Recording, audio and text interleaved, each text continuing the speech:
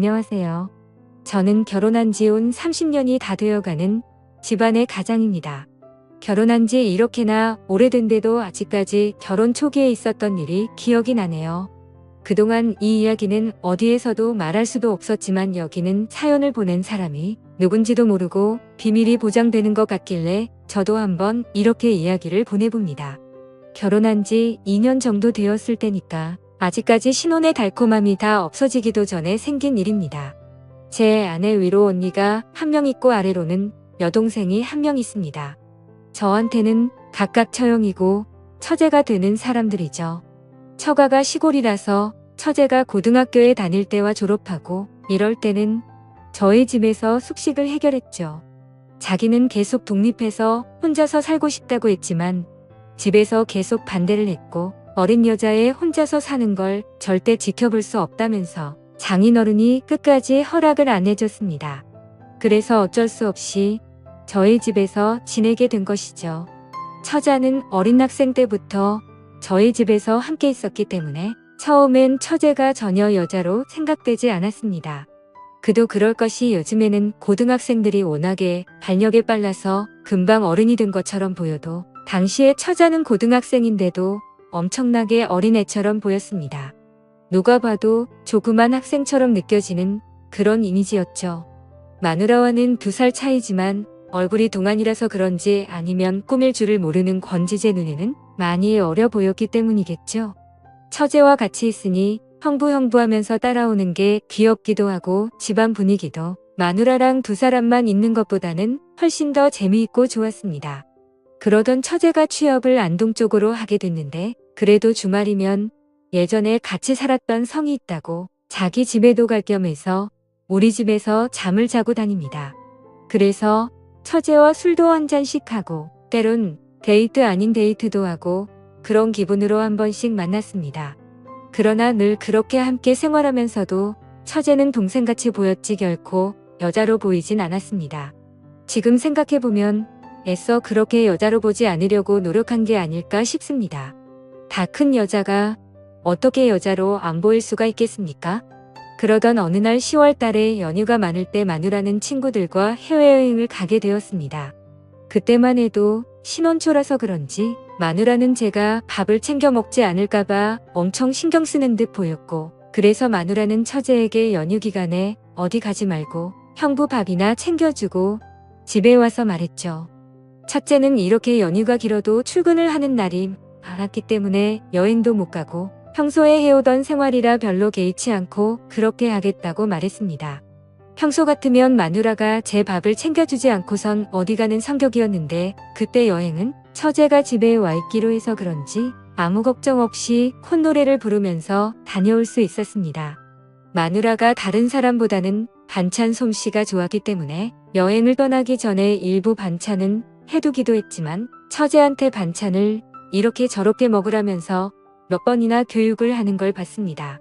그래서 마누라가 떠나는 날 처제는 아파트에서 잘 다녀오라는 말만 하고 피곤했던지 또 자러 가고 전 아침 일찍 마누라와 마누라 친구들까지 버스가 출발하는 직결지로 태워다 주고 왔습니다.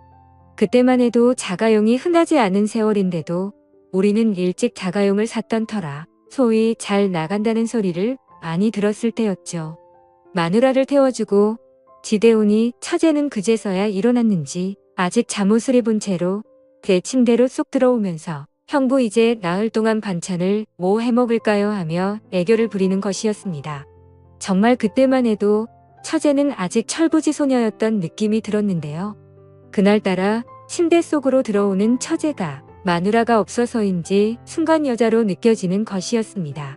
이상하게 아내가 어딘가로 떠나고 나면 해방감이 들지 않습니까? 괜히 술도 먹고 싶고 일탈도 하고 싶고 그런데 딱 그런 마음과 맞물려서 처제가 여자로 느껴졌습니다. 그것도 평상시 옷이나 생활하는 행동을 보면 그런 생각이 안 들 것인데 아내의 잠옷을 입고 침대로 오니까 더욱더 처제가 여자로 느껴지기 시작했습니다. 같이 누워 TV도 좀 보다가 형부 아침 드세요라고 귀엽게 말하면서 주방으로 가서 음식 준비를 하는 모습을 보며 저 혼자 리모컨을 이리저리 돌리고 있긴 하지만 TV 화면은 보이지 않는 것이었습니다. 손으로는 리모컨을 돌리고 눈으로는 처제가 하고 있는 행동들을 보고 있었습니다. 처제는 저를 남자로 생각하지 않고 오로지 형부로만 생각했기 때문에 그러한 복장도 거리낌 없이 입을 수 있었고 그러한 행동도 거리낌 없이 나왔겠지만 전 고민이 되더라고요. 하나밖에 없는 처제를 정말 눈에 넣어도 아프지 않을 만큼 보기만 해도 좋고 입가에 미소가 머금어지지만 지금까지 처제는 여자가 아닌 처제로서만 예쁘게 봐왔습니다. 마누라가 간 날은 그럭저럭 TV나 보면서 시간을 보내다가 오후에는 오랜만에 친구들끼리 모여서 당구를 치고 또 다른 친구들과 함께 만나서 술도 한잔하고 집으로 돌아왔습니다. 처제도 친구들 만나 수다 떨다가 식사하고 왔다면서 거실에서 TV만 같이 좀 보다가 각자 방으로 가서 잠을 자게 되었습니다. TV 볼 때도 둘 다 잠옷을 입고 시청했죠. TV를 보면서 처제가 제 어깨에 기대기도 했는데 평소에도 이런 행동을 제법 많이 하는 성격이라서 별로 신경을 쓰지 말아야 하는데 이상하게 그날따라 이런 행동들이 너무 거슬렸습니다. 처제의 샴푸 냄새는 나녀와는 다른 처제만의 냄새라고 할까요? 그런 향기가 저를 더 자극시키는 것 같았고 그녀가 점점 더 여자로 느껴지는 부분이었던 것 같습니다. 다음날 원래는 친구들과 가을 산행을 하기로 했는데 마침 비가 와서 산행을 못하고 갑자기 하루 종일 방콕 신세가 되었습니다. 처제도 비가 오니 아무 곳에도 가지 않고 집에만 있어야겠다며 아침 점심을 먹고 처제가 극장표 2장을 선물로 받은 옷이 있다면서 저녁에 극장에 가자고 하더군요. 저녁까지는 아직 시간이 한참 남았고 낮에 비가 오니까 정말 할 일이 없더라고요. 요즘 같으면 스마트폰으로 할 게 워낙에 많으니까 괜찮겠지만 그때 당시에는 휴대폰은커녕 인터넷도 제대로 안 되던 시절이었으니까 비만 오면 정말 할 일이 아무것도 없을 때였습니다. 그래서 처제도 그렇고 저도 그렇고 평소에 부족했던 잠을 보충하기 위해 낮잠을 푹 잤고 TV도 보다가 뒹굴거리고 있었습니다. 그렇게 비가 조금씩 그치고 저녁이 됐을 때 처제가 저녁 먹고 영화 보러 가자고 하더라고요. 그래서 제가 극장 근처에 떡볶이 맛있게 하는 집을 안다면서 거기서 저녁을 먹자고 말했죠. 그러자 처제는 자기가 떡볶이 좋아하는 거 어떻게 알았냐고 완전 좋다고 말하더라고요. 저는 능글맞게 사랑하는 우리 처제 취향도 모를까봐 하면서 너스레를 떨었습니다. 사실 여자들이 떡볶이를 정말 좋아하더라고요. 여자친구 떡볶이 안 좋아하는 사람을 못 봐서 그냥 찍었는데 어떨결을 맞춘 겁니다. 저희는 옷을 입고 떡볶이 잘하는 집으로 가는데 차주는 저에게 가까우니까 굳이 차 타고 가지 말고 천천히 걸어가자고 하더라고요. 그래서 저희는 비가 그친 그 촉촉한 거리를 데이트하는 기분으로 같이 걸어갔습니다. 처제는 언니가 옆에 있더라도 형부랑 팔짱을 끼고 가는 버릇이 있어서 그날도 저에게 팔짱을 꼈고 천천히 걸으면서 시원한 바람과 비 냄새를 맡으면서 걸었습니다. 누가 보면 꼭 부부처럼 보였을 것 같은데 그 순간만큼은 정말 좋더라고요. 마치 아내 몰래 다른 애인이랑 바람피고 있는 것처럼 보이지 않을까 싶었습니다. 그렇게 저희는 신나게 떡볶이를 먹고 극장 입구에서 처제 보고 영화 제목이 뭐냐고 물었는데 처제도 제목을 잘 모르고 있었습니다. 당시만 해도 영화 상영관이 극장에 하나밖에 없었기에 그날 상영하는 영화만 볼 수 있는 것이었습니다. 그러니까 초대권이 있어도 날짜만 적혀있지 제목이란 그런 건 없을 때였죠. 그런데 극장 입구에 들어서자 하필이면 영화가 민망한 영화였던 겁니다. 순간 처제도 제 얼굴을 보고 저도 처제 얼굴을 쳐다보았지만 이미 돌아갈 수는 없었습니다. 서로 말은 안 했지만 모두가 당황하는 눈치였습니다. 당시만 해도 영화 보기가 쉽지 않았고 그런 민망한 영화도 잘 볼 수가 없었으니까 재미도 있을 것 같았습니다. 괜히 뻘쭘하게 서 있는 처제에게 아무리 민망한 영화라고 해도 스토리가 다 있다면서 민망한 장면에 집중하지 말고 스토리에 집중해서 보자고 말했죠. 그러자 처제도 이젠 자기도 어른이라고 괜찮다고 말하더라고요. 이 민망한 영화는 시작이었고 대목은 세월이 오래되어 기억나지 않았지만 민망한 영화지만 나름대로 탄탄한 스토리를 가지고 있는 영화였습니다. 그래서 영화가 시작되자 처제는 영화를 보면서 저한테 기대서 재미있고 웃긴 장면이 나올 때마다 제 손을 꼭 잡았습니다. 영화를 보면서 저는 정말 온갖 생각을 다 했습니다. 마누라랑 같이 왔으면 처제의 이런 행동들이 평소에도 하는 행동이라서 어떻게 해도 신경을 쓰지 않았겠지만 마누라가 해외여행 가서 그런지 괜히 별것도 아닌 게 크게 와닿더라고요. 영화를 마치고 나오니 9시 정도라서 아직 초저녁이었고 더구나 두 사람 다 낮잠을 자고 나와서 힘이 넘치는 데다가 이틀간 연휴가 더 있어서 잠은 늦게 자도 된다는 생각이 들어서 처제 보고 술이나 한잔하러 가자고 말했습니다.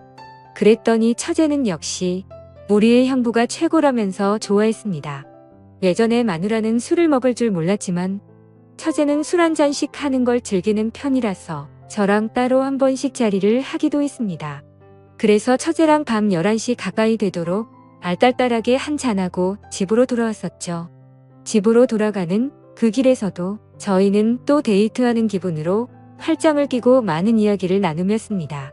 집에 와서 각자 샤워를 하고 잠옷을 갈아입고 거실에서 같이 TV를 보는데 자기가 잠이 안 온다며 냉장고에 하필이면 맥주가 딱 2병 있던데 그걸로 입가심이나 하고 자자는 것이었습니다.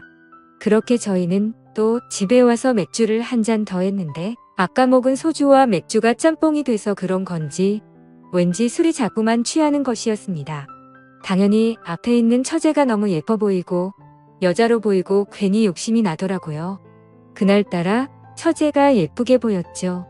평소에 하는 행동이나 말투가 엄청 예뻤는데 그날은 술 때문인지 확실히 더 많은 것들이 장점으로 보이기 시작했고 한 명의 다 큰 아가씨로 보이기 시작했습니다.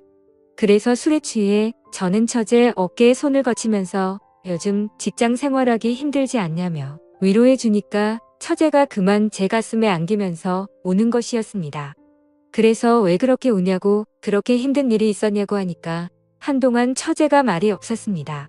그러다가 갑자기 처제도 술이 취했는지 나 형부 너무 많이 사랑한 것 같은데 어쩌면 좋냐고 말하더라고요. 저는 순간적으로 잘못 들은 줄 알고 그게 무슨 소리냐고 다시 한번 더 물었습니다.